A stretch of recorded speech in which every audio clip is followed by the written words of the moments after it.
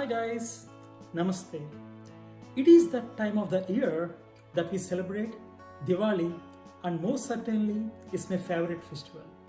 Diwali is the festival of lights celebrated in India as a mark of victory of light over darkness, good over evil, and knowledge over ignorance. It is also called as Deepavali. As the name says, it means the row of lights. Diwali is also about many things. We see bright lanterns and beautiful lamps, which we call them diyas. These diyas usually are made out of clay. People also make fresh sweets and snacks at home. Diwali is also about getting together and celebrating with loved ones, sharing the old memories, happiness, joy, and most importantly, doing fireworks together. In my opinion, Diwali is all about new beginnings, saying goodbye to evil and darkness. I think that is the reason why this festival is celebrated not just in India but also in all parts of the world. Diwali is usually celebrated during the late October or early November. Here in Salem, Indus celebrates Diwali as a community gathering every year. Indus is an India-US friendship non-profit organization which presents Indian culture through various events such as Diwali, Holi, Independence Day picnic, and also partake in the World Beat Festival every year representing Indian culture. In lieu of the pandemic, we have not organized any of our events this year. We are also not celebrating Diwali gathering to avoid the spread of COVID-19. On this note, I show my immense gratitude to Salem Multicultural Institute for giving us an opportunity to share a few words about the essence of Diwali. Also, with the new beginnings on Diwali, I wish pandemic gets over and we return to normal lifestyle as soon as possible. I wish you and your family a year full of good health, success, and happiness. On the occasion of Diwali, today we like to present you a beautiful Indian classical dance, Bharatanatyam, performed by Nidhi Nagaraj. Enjoy the dance performance. Thank you.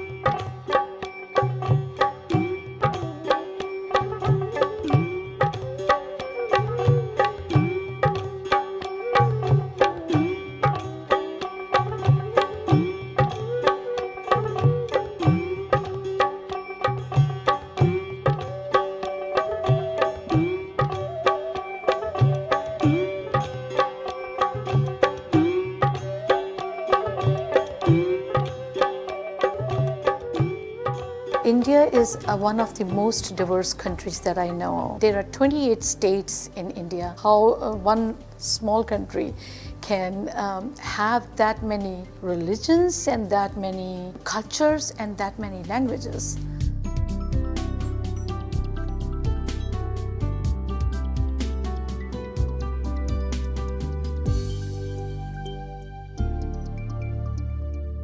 This display is about Kundan jewelry. This is one of the highly recommended right now. Any functions like home, close family functions like a baby shower or birthday, graduations, any kind of functions. This is one of the mang tika we wear on the top of the head. It's made out with the gems and white pearls with the gold. People do use artificial gold nowadays too, so this is not a real gold. Most of the wedding time jewelry does use in a 24 karats gold. This is a real Kundan art bangles. They also make earrings. This is one of the other earrings. In our culture, when you married, we don't get a ring, so we get a necklace, which I'm wearing one, and it's always made with the black beads.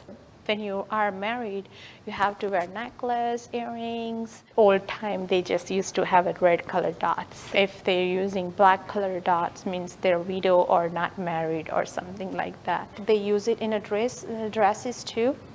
Has also work with the beads, and most of them are hand art work. People do work very neatly and cleanly.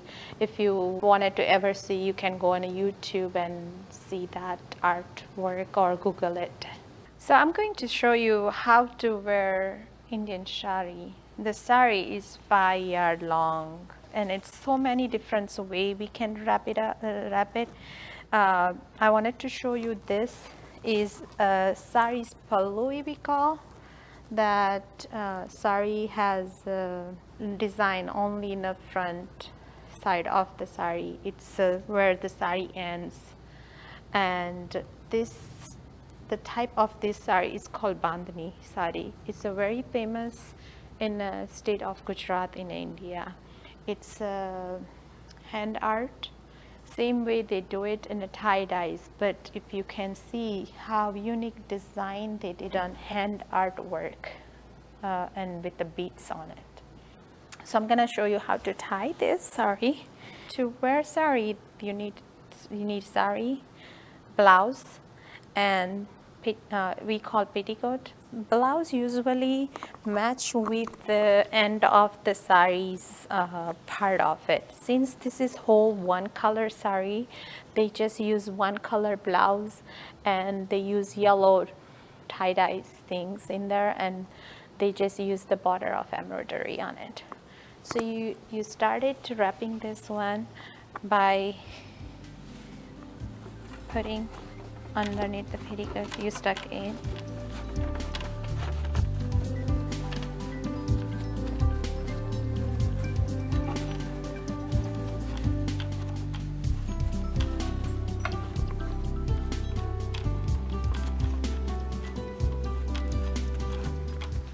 Once you stuck in one row, you take the end of the sari and you turn all the way back one more round without tucking, and you fold it. To fold, you can wear it so many different ways. I'm gonna show you one way, which is you fold this way.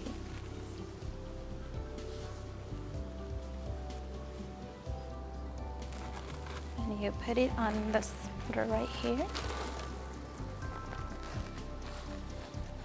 and pin it right up here with the safety pin. You use the safety pin with the blouse and sari together, so it doesn't fold out from the shoulder. So now you have done that, you're gonna take the one side off. You leave this side off open, but this side off it. Try to use it tight as much as you can, because I don't want to go. And You pin that one over here, and rest of it, this part, you fold it again this way.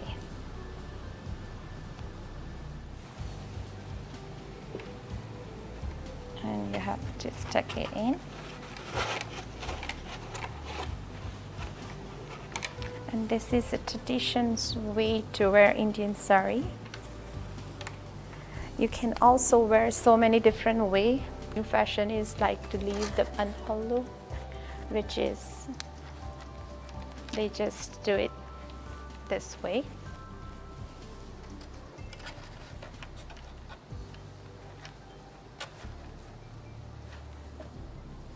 And hold it on other hand like this, so you can show whole pallu.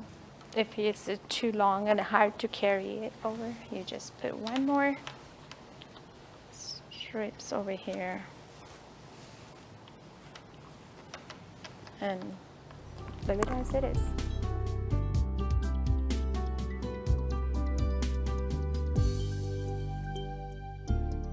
This is one of the other Bengali style of the saris. I show you how to wear the other saris just like that. This is where, but in this sari, they don't have the front part of it. It goes, you wrap it 2 times and just go straight as much as you have that, and you just put it on a back.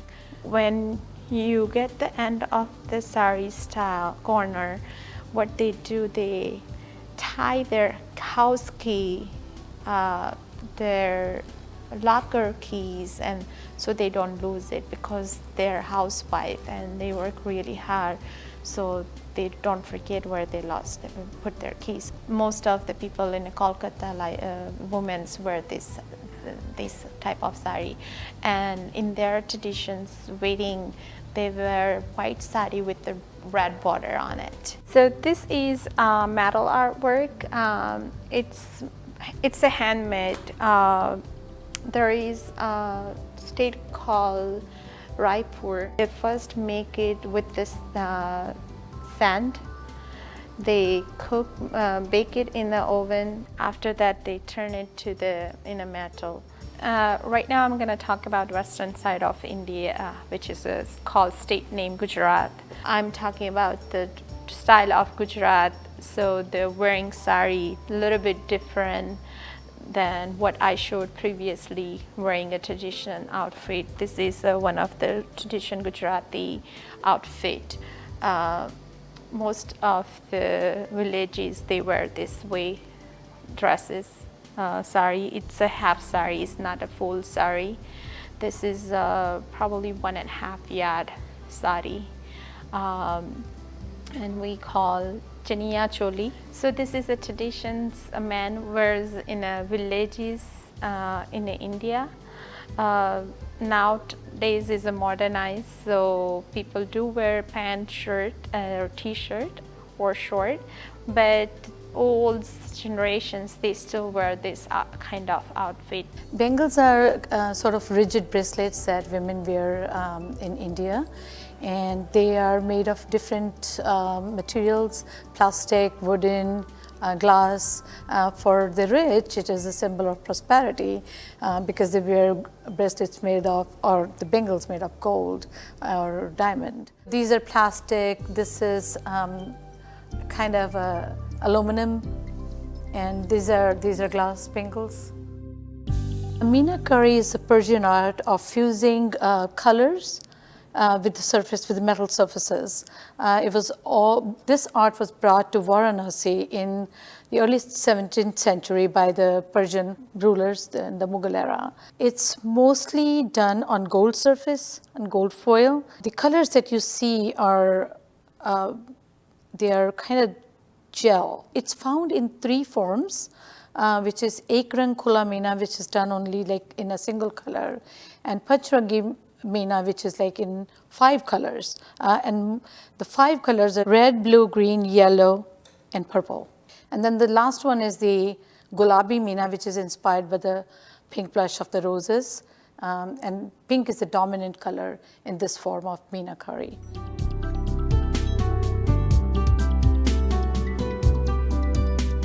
when India was being ruled by the British.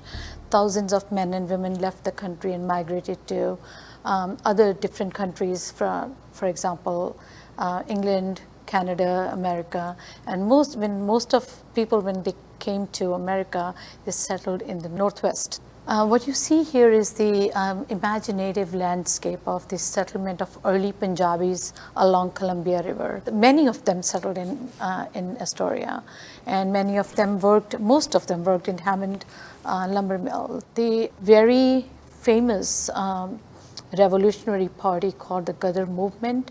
It started in Astoria. The foundation was laid in Astoria. The leader of that party was Son Singh Pakna, who also worked in Hammond lumber mill.